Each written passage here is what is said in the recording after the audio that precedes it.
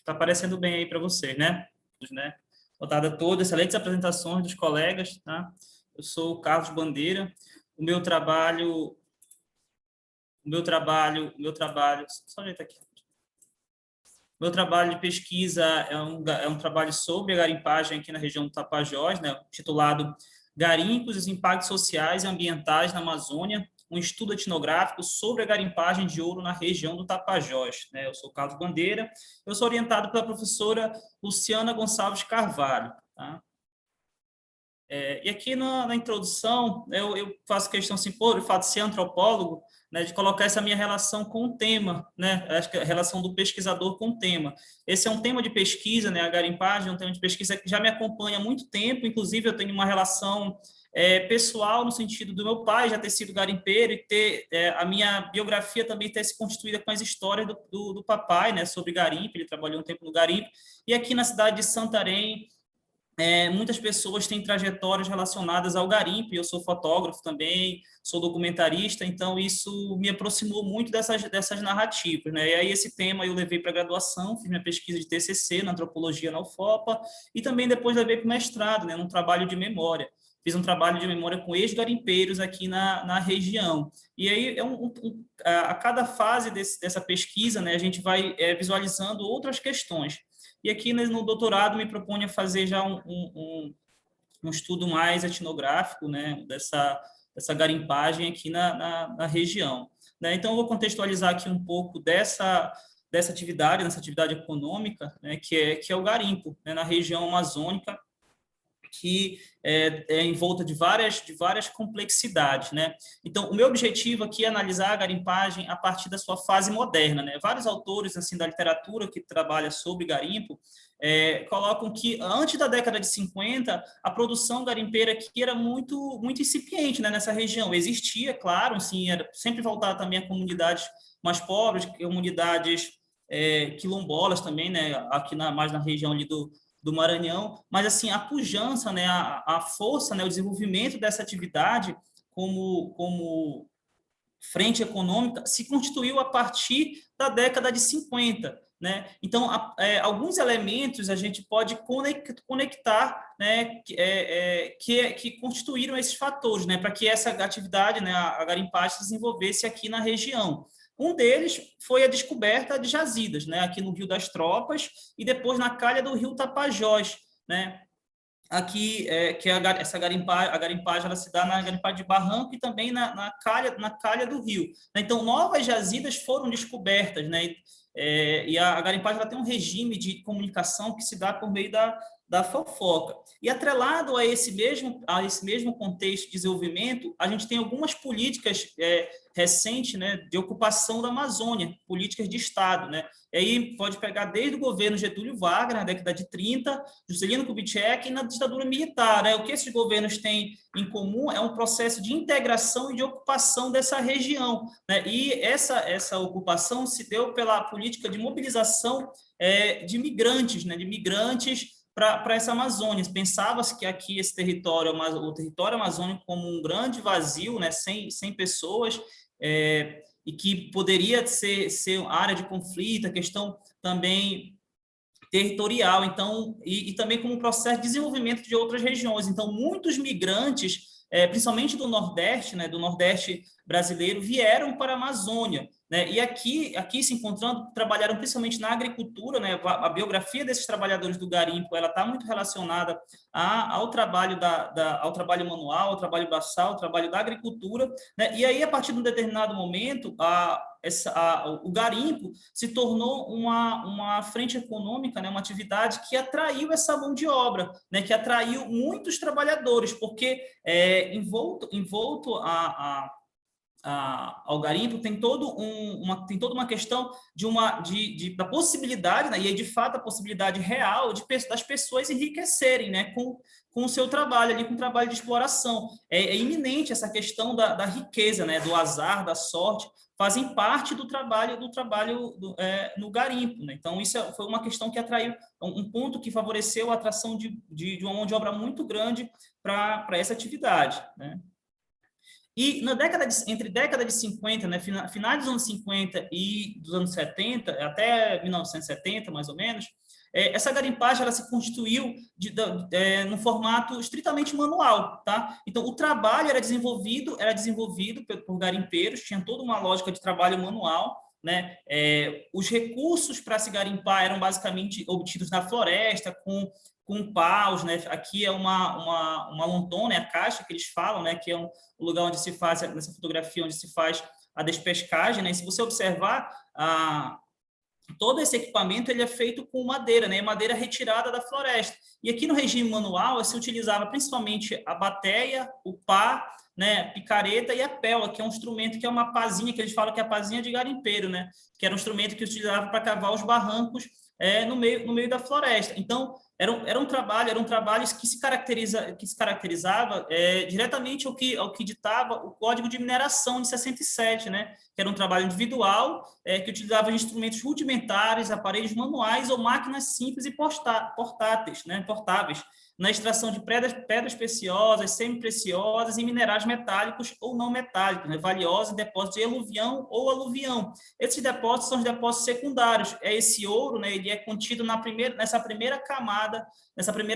de terra, né? Então, os garimpeiros têm toda uma técnica, um procedimento de conhecimento do solo, da floresta, para eles conseguirem identificar onde é possível, né, ali, um processo de pesquisa que eles fazem mesmo, um processo de pesquisa para identificar onde tem ouro e aí onde eles vão abrir um barranco, né? Só que esse procedimento manual, de fato, ele é muito trabalhoso, né? Muito, como diz o garimpeiro Toninho, é muito dificultoso, né?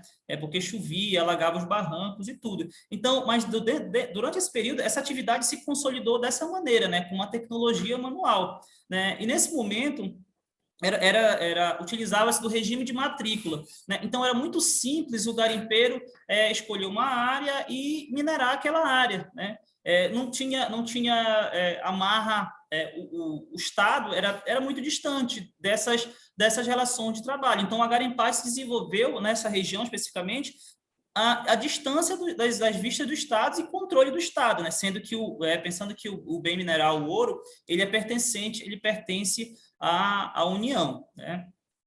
Então, e aí tem todo um procedimento jurídico também de distribuição de forma para se obter esse minério e comercializar, né? Só que o garimpo ele atua de maneira informal e na maioria das vezes também ilegal, né? Então, nesse primeiro momento aqui, era utilizado esse regime de matrícula, que bastava o garimpeiro ir numa coletoria do DNPM na época, né, e se registrar e ele já poderia minerar naquela área que ele se cadastrava, né? Então, nesse primeiro momento, não havia nenhuma preocupação ambiental, né? Inclusive, o debate ambiental nem fazia parte da narrativa, tanto dos garimpeiros, ou da narrativa social mesmo, né?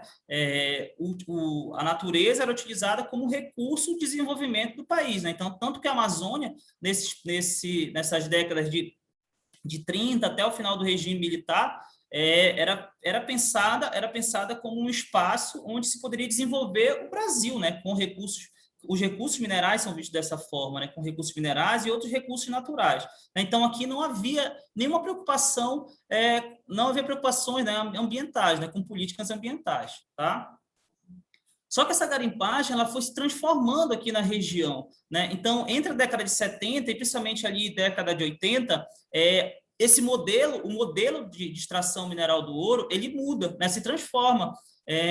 A gente vai encontrar uma garimpagem semi-mecanizada, e aqui essa garimpagem semi-mecanizada já é uma outra estrutura, né? A estrutura de bombas bico-jatos, motores, motores potentes, bombas para sugar, né, esse solo e os bico-jatos para fazer desmoronar os barrancos, né, para coletar todo esse rejeito e extrair e fazer a extração do ouro, né? O que a gente percebe aqui é a garimpagem caminhando para uma mecanização, né? Enquanto a um determinado momento ela era estruturada manualmente, né? E aí havia toda uma relação de trabalho também, né? Porque o garimpeiro ele era dono da sua força de trabalho, e ele era dono da força de trabalho e dono dos meios de produção, né? Aqui não, aqui agora já muda a estrutura. Como requer outros investimentos na garimpagem semi-mecanizada, porque você vai precisar da bomba, de muito óleo diesel, né? Inclusive nessa fotografia aqui é um transporte de um garimpo para o outro,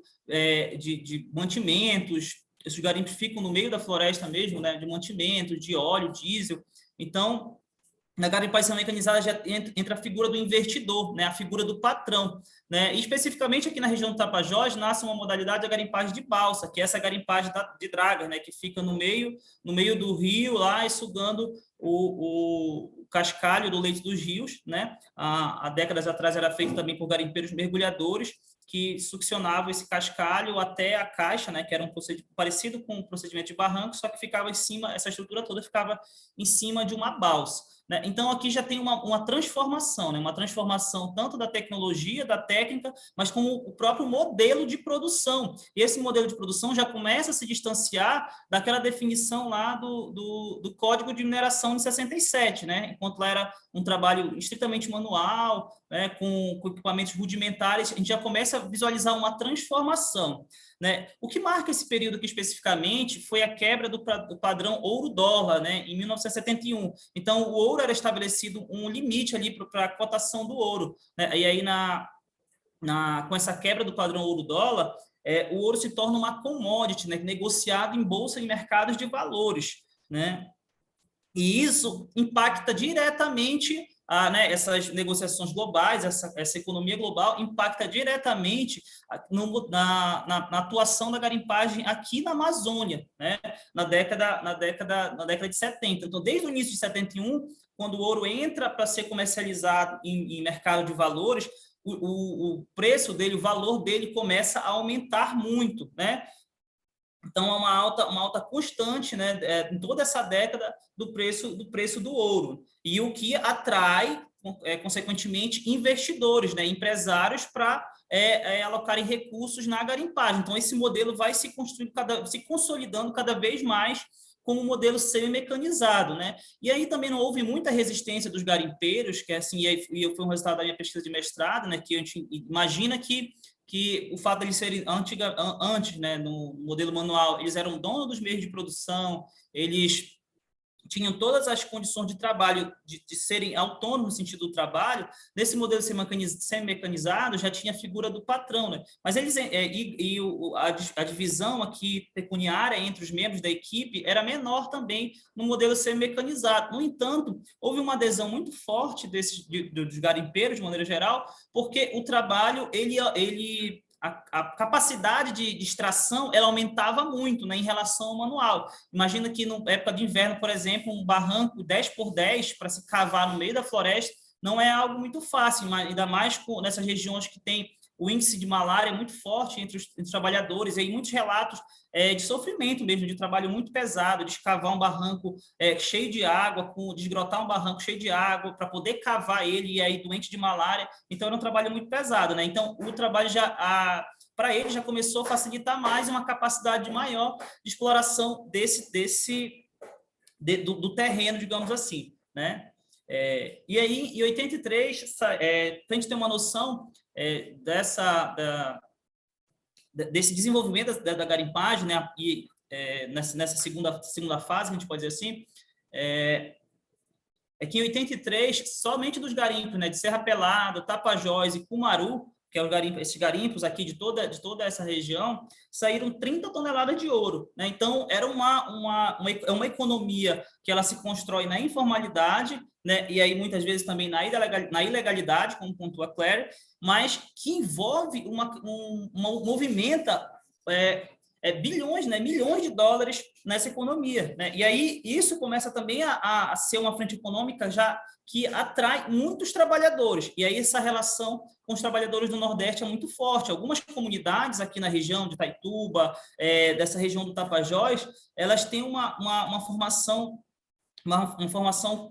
com trabalhadores basicamente vindos do Nordeste. Então, tem essa relação muito direta com as cidades e estados do Nordeste. Né?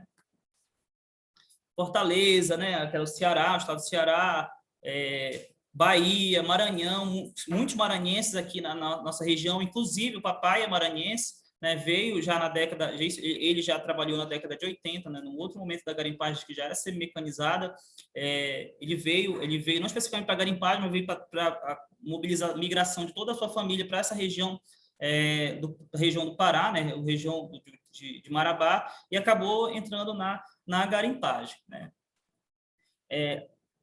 Agora, essa garimpagem ela foi desenvolvendo tanto, e no ano de 79, David Clare, que é um dos pesquisadores que eu tomo como referência na minha pesquisa, ele pontua que a garimpagem aqui nessa região do Tapajós, na Amazônia como um todo, foi a maior corrida do ouro da história do país, né, em termos de movimentação financeira e de extração, né, de toneladas de ouro, né? Então, até esse momento, não havia nenhuma uma preocupação com as políticas ambientais, né? Até esse momento. Mas aí, a partir da década de 80,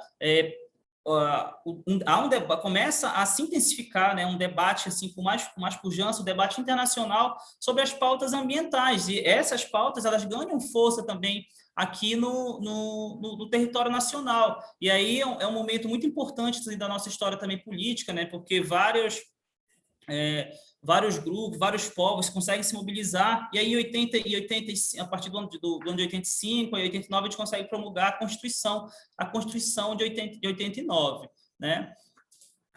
Que garante direitos às populações tradicionais, garante direito aos povos indígenas, né? Então, que é uma Constituição muito importante, ao meio ambiente também, né? E aí, em 81, a gente tem a primeira política assim, que é mais forte em relação ao meio ambiente, né? Que é a Política Nacional de Meio Ambiente, né? Com o objetivo de preservar o meio ambiente, equilibrar o desenvolvimento social e econômico do país e impor ao causador da poluição obrigações de recuperação e indenização pela área degradada. Isso aqui é muito importante, né? Porque vai não somente a garimpagem de ouro, que essa garimpagem que não é industrial, né, mas assim vai regulamentar como um todo as formas de utilização dos recursos naturais. Então, é uma política ambiental muito importante. E aqui, especificamente do garimpo, ele tem uma característica de poluição muito forte, né? Poluição de utilização do mercúrio, de não preocupação com os danos ambientais, de afetar todo o ecossistema. Então, esse é um ponto que é crucial em relação ao garimpo, né? E aí, na Constituição de 89, tem uma preocupação em relação ao meio ambiente, né? Que aí o meio ambiente é tido como um direito coletivo, né? Mas também essa mesma Constituição ela reconhece o modelo garimpeiro de mineração, né, que é aquele modelo lá do ano de 67, do Código de Mineração de 67, mas com algumas alterações. E aí não mais intitula a forma de utilização dos recursos minerais como algo que é estritamente manual, individual, mas sim a caracterização do tipo de minério no solo, né? Então, há uma mudança aí no texto legal em relação ao tipo de minério que pode ser utilizado, né? E como se enquadra também essa modalidade garimpeira de exploração mineral, tá?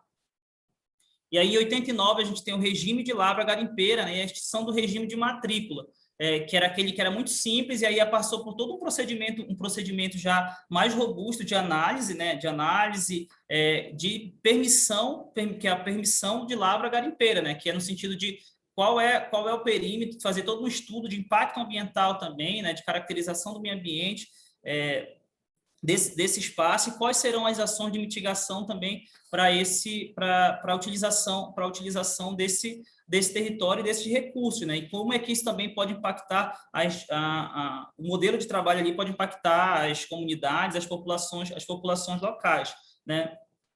Só que, no entanto, a gente tem uma questão muito séria em relação ao garimpo, e é a partir disso que eu vou buscar a produzir, né, esse estudo etnográfico.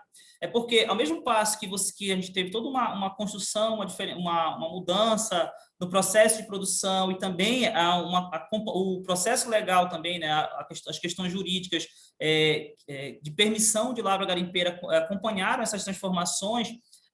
Ao mesmo tempo, a mineração da garimpeira, né, a garimpagem de ouro especificamente, ela atua ainda num regime extremamente informal e ilegal, porque poucos desses trabalhadores, né, poucos dessas áreas, elas conseguem se enquadrar ao que é pleiteado na Agência Nacional na Agência Nacional de Mineração, né, que é a ANM, a Agência Nacional de Mineração. A ANM que substituiu o DNPM. Né? Então, essa burocracia, os garimpeiros, eles não conseguem se enquadrar, eles não conseguem se enquadrar ao que é solicitado nos termos legais. E aí, essa atividade, ela não cessa, ela vai se ampliando e ela vai também, ela age de acordo com as flutuações do mercado em relação ao ouro. Né? E aí tem um estudo, que é um relatório feito aqui na região, que cita que 99% dos garimpos, né, garimpeiros da região, atuam na ilegalidade. Né? Então, esse é o cenário, esse é o contexto aqui da mineração garimpeira aqui na região do Tapajós. Tá? E meu objetivo, né, o meu objetivo geral é analisar como as sociedades garimpeiras do Tapajós elaboram e organizam suas relações sociais locais, né? Como é que são construídas essas relações sociais locais, as relações do trabalho, como é que se instituem esses modelos de trabalho e também tensionam conflitos territoriais, né? E estrutura essa garimpagem como, ao mesmo tempo que tensiona esses conflitos territoriais, mas também é um modelo de negócio, um modelo econômico que a garimpagem se estrutura como importante na economia das cidades amazônicas, né? Ao mesmo passo que são narradas e percebidas como ambivalentes, anacrônicas à modernidade, na contramão das políticas ambientais e das exigências regulatórias do Estado para a utilização dos recursos naturais neste território. Então, a garimpagem ela tá nesse sentido ambivalente a essas questões, porque ela não consegue, nesse modelo, esses trabalhadores especificamente, que 99% dos garimpos da região atuam na ilegalidade, na informalidade, não conseguem se adequar às normas estatais que regulam o processo de mineração no território amazônico. Né? E a gente vê as constantes notícias, principalmente na imprensa, né, relacionada à atuação dos garimpos. Mas, ao mesmo tempo, é ambivalente no sentido de que uma população muito grande vive dessa atividade que funda, né, a economia de cidades aqui na região. A gente tem Itaituba, tem outras cidades aqui da região do Tapajós, do sudoeste paraense, que a sua base econômica se dá por meio das relações de trabalho ali do garimpo, né? E aí, como objetivos específicos, compreender como se estrutura o atual modelo da garimpagem na região do Tapajós, né? Como é que é estruturado esse modelo, essas relações econômicas, relações locais econômicas, né? E refletir como é que se estabelecem as relações de trabalho na garimpagem de ouro aqui na Amazônia. Como é que hoje se constrói? A gente viu, no decorrer do tempo, algumas transformações nessas relações de trabalho, né? E como é que hoje, nesse território, são tecidas, né? São construídas essas relações de trabalho. Né? E com o outro objetivo também é analisar como a garimpagem do Tapajós promove os impactos ambientais e sociais na mudança do uso da terra, né? Como é que aí está conectado a esses outros objetivos, porque é pensar como é que essas tecnologias são aplicadas, como é que esse solo é acessado, né? Como é que é extraído esse minério, como é que todo o processo ali de trabalho é desenvolvido, né? E também é importante também entender como é a percepção de meio ambiente, né, construída e percebida entre os membros do grupo social garimpeiro, né? Como é que se dá essa relação entre eles e o Estado mesmo, né? Como é que se constrói essas políticas do Estado? Se a gente vê muito mais na imprensa como uma política de repressão e uma grande dificuldade de regulamentação dessa atividade aqui na região, né? Então, é um cenário muito complexo, no qual a atividade econômica da garimpagem de ouro, né, está situada, e os garimpeiros também, esses atores sociais, né? Como metodologia, né? Então, a metodologia que eu proponho é um estudo etnográfico, né? Eu sou da antropologia, é um estudo qualitativo, eu pretendo tecer um estudo etnográfico, né? Observação participante, né? Aqui na região do Tapajós. E aí a comunidade garimpeira que eu tenho contato, ainda não fui, né, por questão da pandemia mesmo, eu ia agora em março, nessas férias, mas não consegui me organizar não, me organizei, mas veio o lockdown, e aí eu preferi frear minha ida ao garimpo, porque estava um lockdown, acho que não era interessante fazer uma pesquisa nesse momento, nessas condições. Então, esperar um momento melhor, com o avanço da vacinação, para fazer essa primeira etapa de campo, que vai ser muito importante para mim, até mesmo repensar os objetivos, repensar os caminhos da pesquisa, né? O campo, ele te dá respostas, assim, muito importantes, né?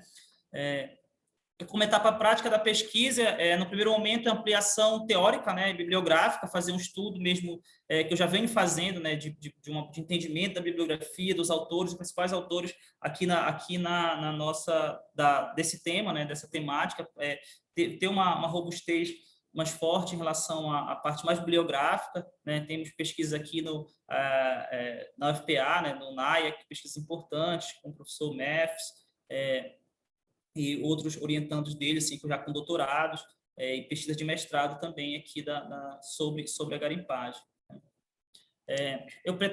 Eu pretendo pelo menos umas 3 ou 4 vezes ao campo, né? Vai depender da logística. A logística para isso é muito pesada, para ir no garimpo, é muito custo, é muita informalidade. Eu até esqueci de mencionar aqui, mas a comunidade que eu tenho em contato é Água Branca, e ela fica a 400 quilômetros de Itaituba, né? E para se chegar nela é por meio de D20, Pau de Arara, é por meio da estrada, né? Então, toda uma relação informal também para se chegar a esse espaço. Aqui eu trouxe um mapa da reserva garimpeira do Tapajós, e todos esses pontinhos roxos aqui, ó, são pontos de garimpo, né? São comunidades, e comunidades já consolidadas desde aquele período lá da década de 50, tá? Aqui uma fotografia... Carlos, só pode avisar que você já extrapolou o tempo, tá? Tem 5 minutos para terminar sua apresentação. Tá, obrigado. Tá. Então, aqui os resultados esperados, né, analisar como se estrutura, conseguir discutir, analisar, compreender como se estrutura esse modelo de garimpagem aqui na região, né, e compreender como essas sociedades aqui garimpeiras se relacionam com as políticas de Estado. Aqui também é um cronograma, né, da minha produção, que eu já venho desenvolvendo, a parte bibliográfica eu já venho construindo, a parte documental, a etapa de campo ainda não consegui. Só mencionar que também essa etnografia, né, esse meu processo de estar em campo vai ser também gravado, eu tenho todos os equipamentos, fotografia vai ser fotografada, acho que eu pretendo construir também uma produção visual desse campo. A questão dos artigos aqui, eu já submeti um artigo, tenho um outro escrito que falta finalizar com a minha orientadora, mas já escrevi um artigo, submeti na revista Papers do NAIA, né? Tô faltando, uma demora também muito grande das revistas para analisar os artigos, dar resposta para a gente nesse sentido. E aqui aqui a elaboração da tese, né? Nos 4 anos, aqui nos semestres, e aí depois o depósito e apresentação, né? Defesa. As limitações aqui eu coloquei que é a pandemia, né? E um outro ponto também que eu queria abordar, no meu caso específico, é a utilização, tem o programa, né, o SND tem um recurso específico para a gente utilizar na pesquisa, no desenvolvimento, só que a gente, no caso da minha pesquisa, eu tenho muita dificuldade na prestação de contas, porque esse recurso eu tenho que tirar nota fiscal, o nome da professora, com o CPF dela, e aí é muita informalidade nessas relações de trabalho aqui, né? Se eu pego uma passagem, eu não consigo tirar a nota fiscal no nome dela. Isso nas empresas, né? Se eu vou no comércio, eu já também tenho uma dificuldade. Eu consigo até no comércio aqui em Santarém, eu consigo, mas quando eu vou avançando, entrando nesses lugares, eu tenho dificuldade para conseguir notas fiscais para prestação de conta, e aí, consequentemente, eu não posso utilizar o recurso, mesmo sendo contemplado com esse recurso. Aqui são algumas das biografias dos autores que eu utilizo: David Clare, James Clifford, Geertz, Mefs, que é o professor aqui, que foi aqui do NAIA, né, mas também tem uma atuação internacional, Salomão, que é uma referência, Serra, então, estão várias biografias, a professora Beta Berck também, né? Então, muito obrigado, que eu finalizo minha apresentação, e aberto aqui as contribuições dos professores. Eu vou retirar aqui. Carlos, obrigada. Eu vou passar a palavra para as duas avaliadoras, tá? A professora Delma e a professora Tânia. Fique à vontade para fazer suas contribuições. Tá. Eu vou tirar minha apresentação aqui, tá bom? Ok. Quero olhar as professoras. Tá.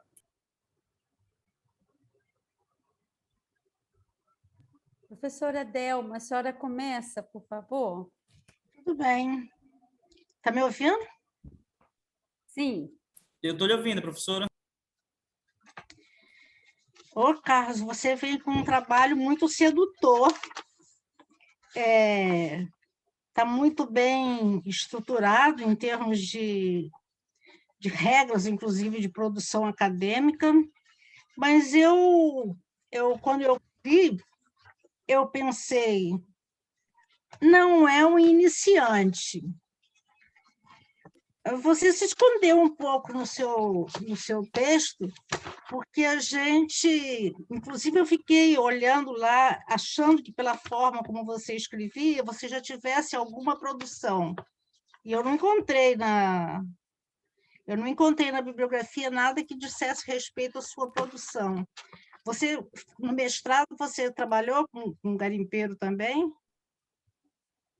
Eu trabalhei, professor, eu fiz um trabalho sobre memória da garimpagem aqui com vários ex-garimpeiros, né, senhores que atuaram aqui na região. Foi um trabalho bem interessante, assim, nesse sentido, né? Pois é, mas esse modelo muito formal de projeto que vocês vêm apresentando termina tirando de você, enfim, se identifica aí com a antropologia, você sabe como é que é importante, quer dizer, quando você começa a falar, que a gente percebe com quem está falando.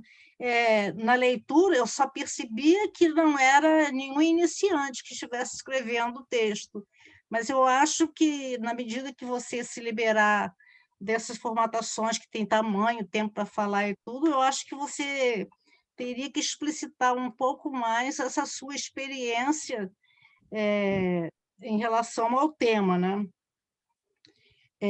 Você já tem trabalho publicado? Tenho trabalho do mestrado publicado, acho que saiu um livro agora. Pois é, que Assim, autor é esse que se esconde, parecendo um garotinho que está começando o doutorado? Não estou dizendo que você tem muita idade, mas, enfim, pode ter até pouca idade, mas tem experiência de pesquisa. Eu acho que nenhum texto seu você botou na bibliografia para mostrar para a gente como é que você dá continuidade a um trabalho, né? Bom, ele está bem formulado, eu só achei, quer dizer, não tem muita coisa para colocar em relação ao texto em si, mas eu queria falar um pouco mais na sua condição de pesquisador, né? Eu achei que tem uma perspectiva sua que, inclusive, é demonstrada por uma dificuldade, um termo que você utiliza que não é muito adequado, que você fala de sociedades garimpeiras. Elas não são sociedades, porque sociedade você pressupõe um mínimo de autonomia. Eu diria que, se você utilizar, inclusive, a noção do Weber e de outros autores, o Becker também fala sobre isso, e depois, se você precisar, eu posso fazer algumas indicações para você, mas eu acho que você está diante do que vários autores chamam de comunidade de condição,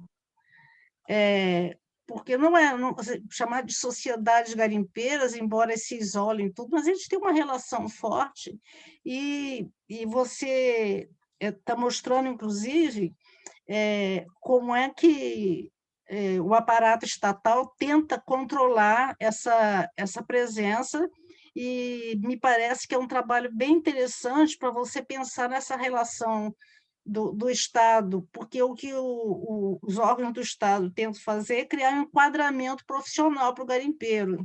E, nessa condição, assumir o enquadramento profissional é perder a condição de ser garimpeiro, quer dizer, pela forma como eles operam na atividade. Então, eu acho que você tem no Brasil alguns trabalhos que mostram quase que essa inviabilidade de você dar um caráter formal legal a determinadas práticas, porque primeiro, às vezes, elas têm uma entrada e uma saída, um dinamismo muito grande do pertencimento. Depois, do que eu conheci quando eu estava aí, que eu fazia muita entrevista, sempre tive muita curiosidade em relação a essas comunidades aí de garimpeiros, mas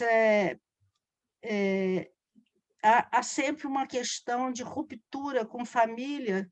Quando eu fiz pesquisa naquele ramal ali do Curuaúna, era muito comum você encontrar famílias, filhos, aí, como você falou, que naquela região ali uma grande quantidade de famílias de cearenses que migraram para lá para se constituir como colono, né? Mas no período que começou lá o o boom lá do garimpo, na década de 80, por aí, muitos dos chefes de família deixaram as esposas na atividade agrícola e foram para ganhar um pouco de dinheiro. E eu conheci várias famílias que não tinham a menor noção de para onde foram parar, tanto o filho, já moço, como o marido, né?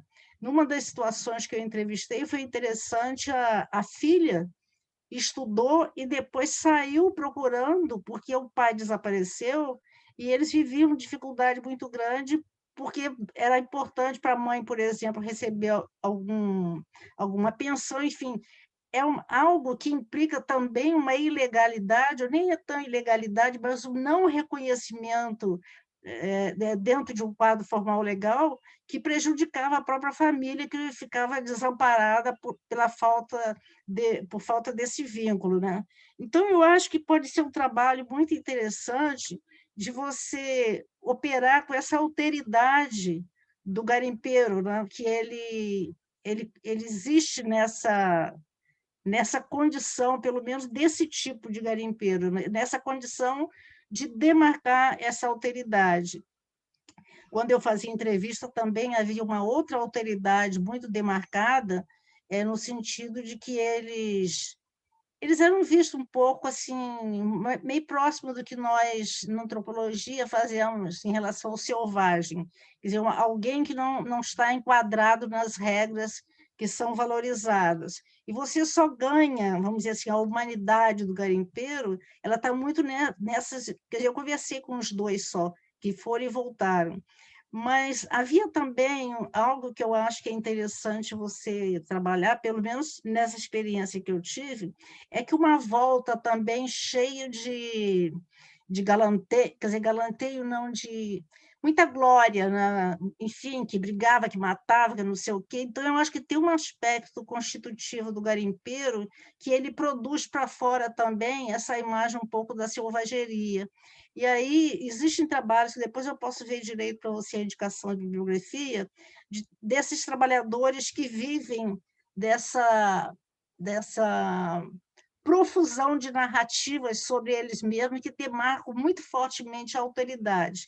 Existe, inclusive, um trabalho de uma historiadora ligada mais a pescador, e outra questão que eu acho que também você poderia explorar era uns certos padecimentos que eles têm, quer dizer, é uma atividade de trabalho, mas que traz muitos problemas de saúde.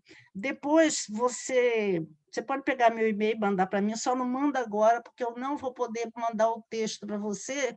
Eu estou estudando, eu vou fazer parte de uma banca de tese lá na Argentina, que a menina fez um trabalho sobre produtores de tabaco associado à relação de padecimento, de doença, de condições precárias de vida, que eu acho que pode ajudar você. Bom, olhando o seu trabalho, eu acho que há uma preocupação dessa relação com o Estado, mas você tem que perceber, quer dizer, você tem que conhecer, mas ter cuidado para não, quer dizer, não terminar você mesmo civilizando esse garimpeiro ao apontar todo esse desejo dos aparatos estatais de botar ele em ordem, que também é interesse econômico para controlar essa produção essa comercialização do metal aí, que o Estado, nesse caso, também fica sem muito controle, né? Mas eu acho que você está ampliando muito as possibilidades. É claro que existe muita possibilidade, mas eu vi assim, você muito demarcado essa presença do Estado tentando regular, mas eu acho que o que você traz, que não está muito explicitado, que você deu força maior na regulação, é esse lado que eu acho que pela antropologia você pode desenvolver mais. Eu não estou com isso dizendo que você tem que apostar em uma autoridade absoluta para eles, mas essa autoridade é construída por eles mesmos, contando lá que fez, que aconteceu, saem da família, vão viver em outros ambientes. Tem sempre umas histórias mais vinculadas à disputa entre mulheres, enfim, que são narrativas que vêm para fora, que eu acho que isso é importante para você perceber, inclusive, que pode ser um grupo muito ordenado, quer dizer, uma série de ordens, de hierarquias que operam ali, mas ou essa imagem do garimpeiro como valente, enfim, que mata, que morre, enfim, pertencente a talvez um momento, por exemplo, quando havia uma migração muito grande, uma pressão muito grande, e isso cria mais problema, e hoje você não ter tanta intensificação da demanda pelo pertencimento. Então, eu acho que seu trabalho, assim, em termos da oficialização dessa atividade, eu acho que ele está com um bom investimento, mas eu lhe pergunto se isso corresponde ao que você vai estudar. E aí seria interessante você ver esse conflito e essa contradição entre um desejo do Estado de regular e eles mesmo com uma impossibilidade, com uma desvantagem na regulação, porque na medida que eles têm uma atividade muito instável também, acho ouro, não acho ouro, anda para lá, anda para cá, muita regulação é praticamente eliminar.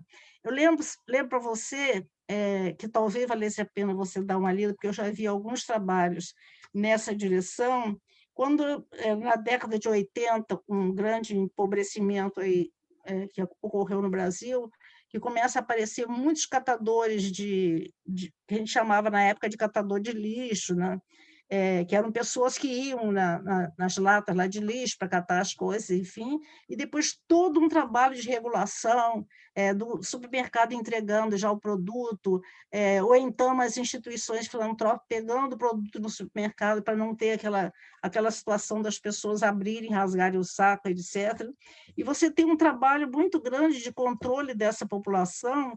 Hoje, por exemplo, onde eu moro, em Niterói, você não tem mais nem os rapazes com carrocinha catando papelão, porque passa uma caminhonete e eles vão juntos jogando os papelões para dentro da caminhonete, o que praticamente eliminou essa população, o acesso dessa população. Então, você tem, da mesma forma, foi o flanelinha, você tinha uma atividade que todo mundo, a gente não sabe quem é, enfim, a prefeitura entra regulando, aí coloca outro tipo de trabalhador, então é uma população que é sempre empurrada pela impossibilidade de exercer um tipo de atividade regulada externamente, né?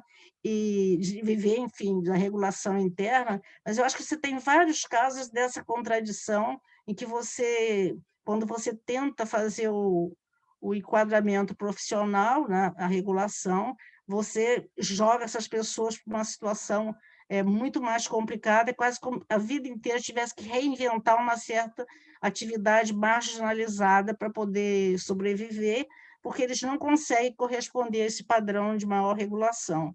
Depois, se quiser, eu trabalhei com população de rua, com coletor, e conheço alguma bibliografia sobre esses trabalhadores de reciclagem, que hoje estão todos regulados também, inclusive com reconhecimento profissional, que eu acho que pode ajudar a você fazer um certo contraponto, não estou sugerindo nenhum trabalho comparativo, mas um contraponto, porque quando a gente vai trabalhar com grupos que têm o estigma é muito forte, às vezes é bom a gente se precaver com um contraponto para a gente não levar tão absolutizar tanto essa alteridade deles, mas eu acho que você se referenciar por essa ideia de alteridade, ela pode ajudar você a compreender bem esse grupo que vive nessa produção e reprodução de alteridades. Acho que vai dar uma maravilha de tese. Mas da próxima vez, você pelo menos bota uma notinha que você não é marinheiro de primeira viagem. Eu pensei, ele deve ser um homem velho. Sabia que tinha uma densidade atrás, mas não conseguia identificar. Obrigado, professora. Realmente é o espaço, né, dessas estruturas muito curtas de texto que a gente não consegue colocar ali que na antropologia a gente faz muito, né, de se colocar no texto, né? Posso iniciar, professora? Você já estudou mais, né? Fica parecendo que você está começando, e não é verdade. Posso começar? Eu acho que eu vou dar entrada, então, o meu encaminhamento. Pode, professora? É só Pode pelo começar, tempo. professora. Já está na hora, Vanessa? Ixi, já passamos muito. É por isso, porque aí na hora que eu começar a falar, o professor Minervino vai querer me cortar, né? Aí não pode, eu quero ter o mesmo tempo, porque eu me debrucei com muita seriedade no texto que eu recebi, Carlos, e já parabenizá-lo. Eu fiquei encantada com a sua escrita, esse processo todo de você trazer na introdução todo esse percurso, e como eu estava na sua banca, você lembra, né? A banca de admissão sua do processo seletivo, eu já tive o contato com o seu trabalho, a gente já percebia, inclusive, o teu total envolvimento com o seu objeto, e isso é muito bom, principalmente porque, como você bem falou, você já traz um estudo de caráter etnográfico, um estudo em si, que faz a imersão sobre o seu objeto, além de fazer parte da sua própria história. Eu não sou especialista, não tenho relação nenhuma com a temática em si sua, mas eu procurei fazer uma leitura com uma preocupação de contribuir com você nos aspectos de construção do projeto em si, tá? Com relação ao rigor, que eu acredito que precisa existir de algumas coisas, para que você, com todo o conhecimento que tem, com toda a propriedade, você possa não se perder lá no meio do caminho. Porque eu, particularmente, fiquei um pouco apreensiva quando, no seu resumo, você escreve muito bem, isso é uma coisa. Outra é, no seu resumo, você apresentou um objetivo geral, e quando você vai para o objetivo geral em si, ele já não é o mesmo, você modifica ele. E não é nem o que você apresentou hoje, eu não estou falando de hoje, eu estou falando do próprio texto.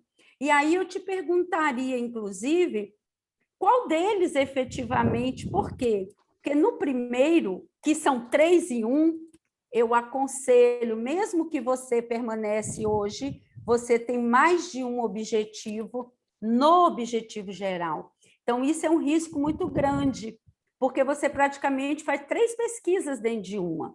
Então, a primeira coisa que eu aconselho, e depois, claro, você vai conversar com a professora Luciana, primeira coisa é você identificar efetivamente qual é o seu principal núcleo.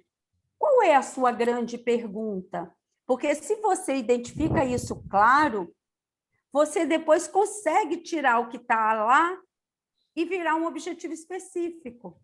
E que isso em nada vai diminuir. Eu não quis me atrever a fazer isso, mas eu vejo isso claramente.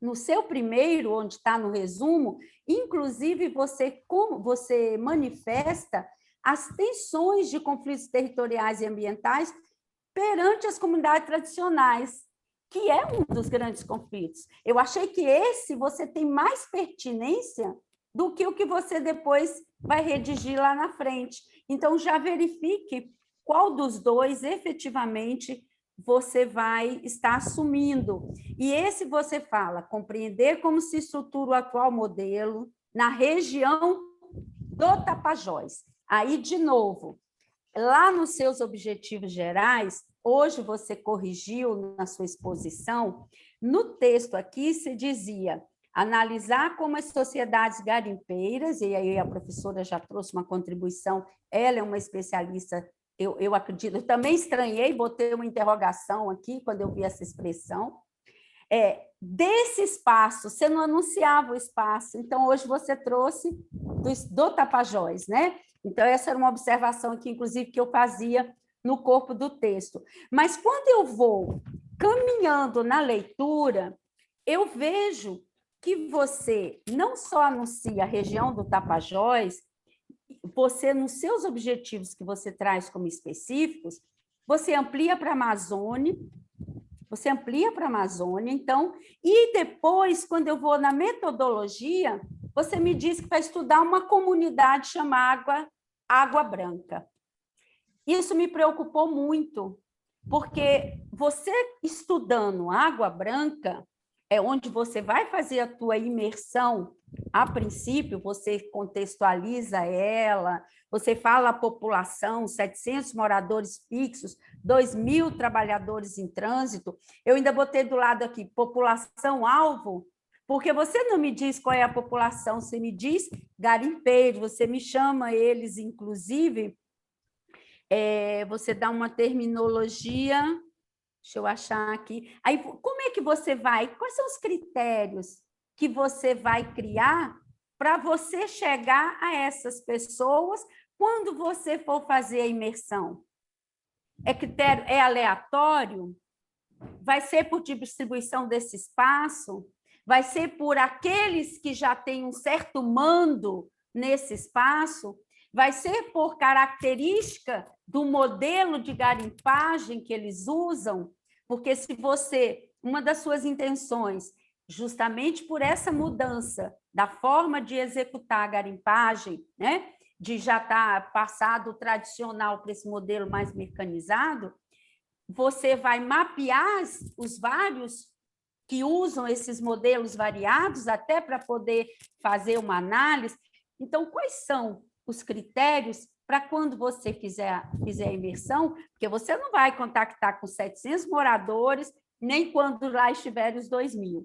Então, eu fiquei assim, um pouco apreensiva, porque eu falei, cadê os critérios de inclusão? E aí, quando você fala que vai fazer observação, eu também senti falta que você identificasse que observação você está falando.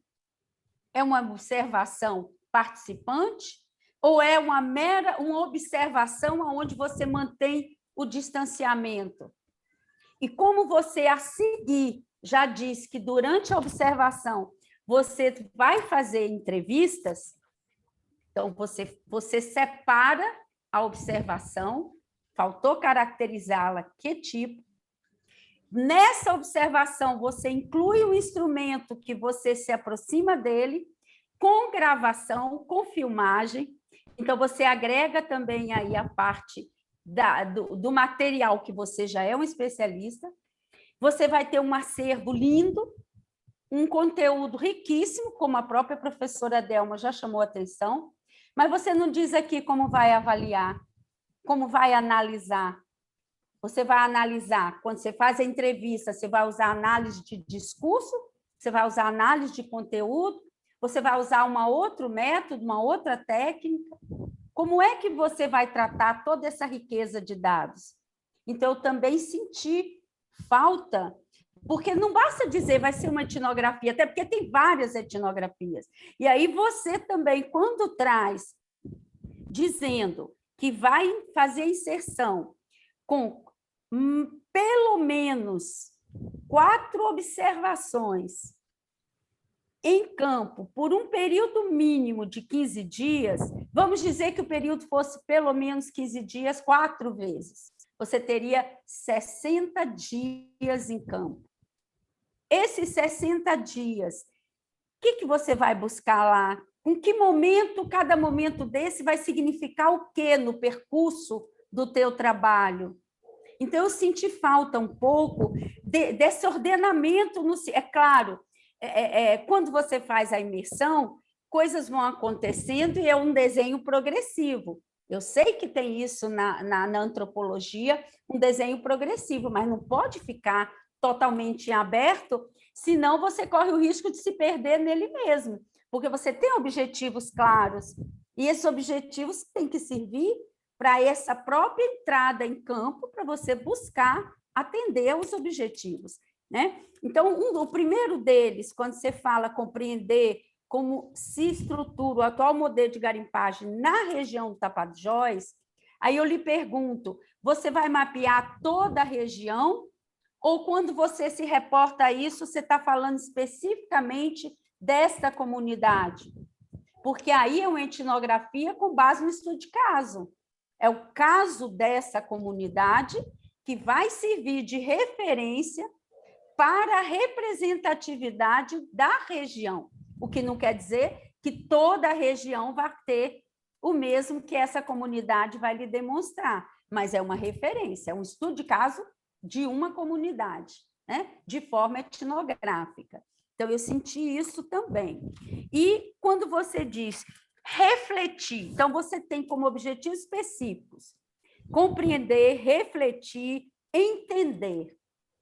Eu, particularmente, eu já comentei isso hoje em outros trabalhos, desde ontem, eu acho.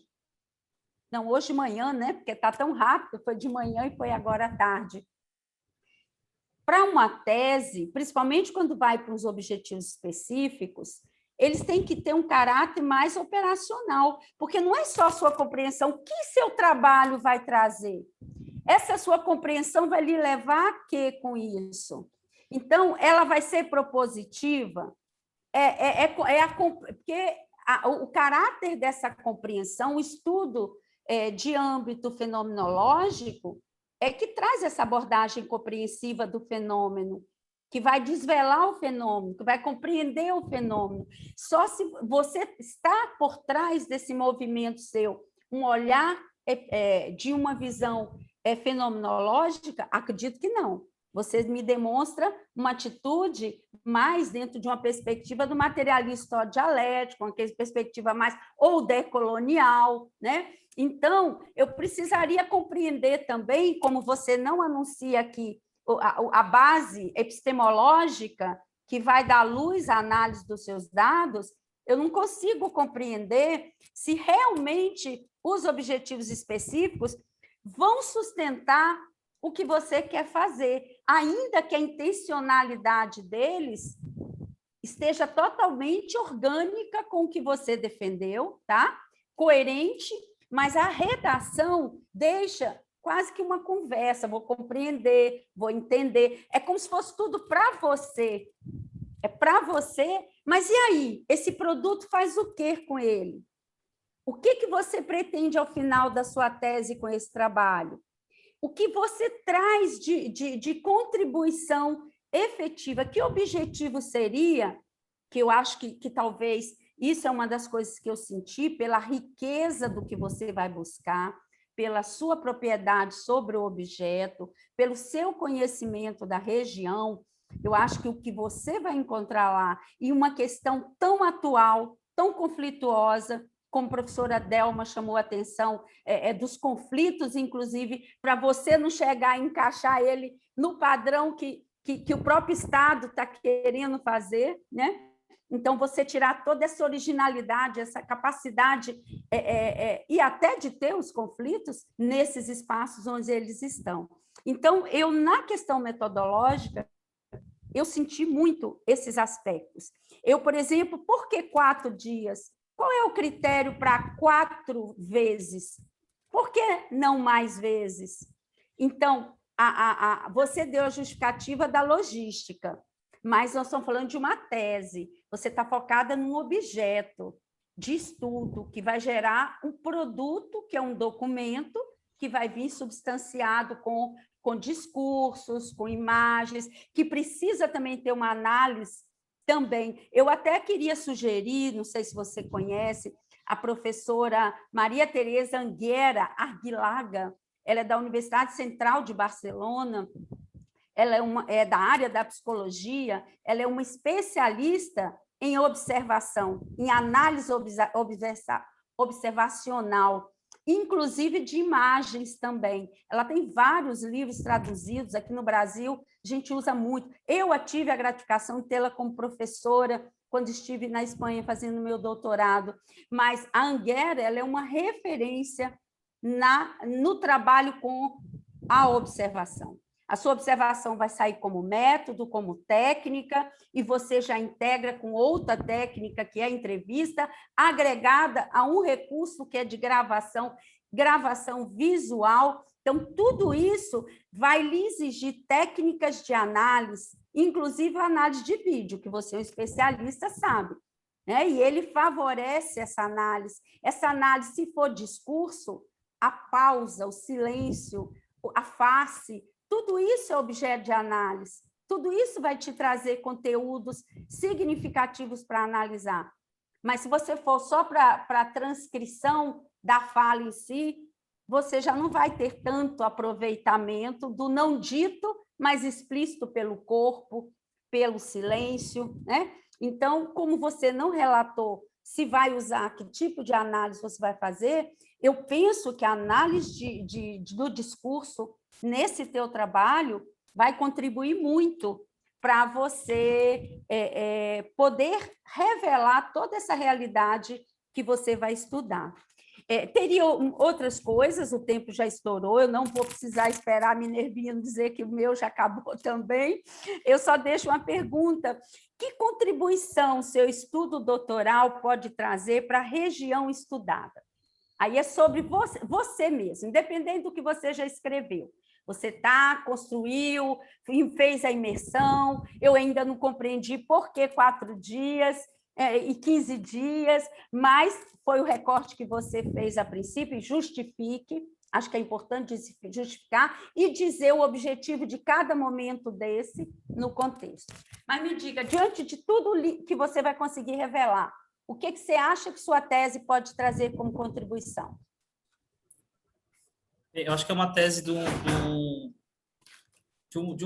é um tema assim que eu reconheço a importância, né, justamente por essa questão dos conflitos. Eu acho que é importante pensar no sentido também da política, da compreensão no sentido também de pensar a organização, novas possibilidades para esse território. Então, acho que construir o conhecimento sobre isso, ele é importante nesse sentido, né, de poder também mudar essas realidades, né? E aí, uma conjunção de pesquisadores que estão focando nesse momento assim a partir dessa perspectiva do garimpo, de olhar para o garimpo como tema de pesquisa, né, como essa frente econômica, essas comunidades, as cidades mesmo, né, que vivem em função dessa economia. Então, pensar as políticas específicas no sentido desse território amazônico, né?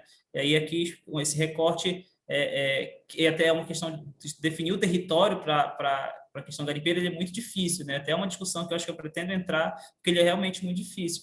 Mas nesse sentido, né, de compreender, mas também pensar na mudança dessas realidades, a construir conhecimentos específicos desse lugar. Então, você quer fazer alguma proposição ou trazer o desvelamento da realidade? Acho que nesse gente, momento... Desculpa, eu vou ter que interromper vocês, tá? Que a gente já está 45 minutos atrasado, tá bom? Mas parabéns, vou agradecer, Carlos? tá? Obrigada, Vanessa. Qualquer coisa, Carlos, eu fiz várias anotações aqui no papel mesmo, não foi para o computador, mas depois, se você quiser, eu compartilho, tá bom? Quero sim, professora. Um abraço. Tá. Desculpa aí, Vanessa, obrigado. Um abraço, professora Delma. Prazer em rever. Obrigado, professora, também, professora Delma.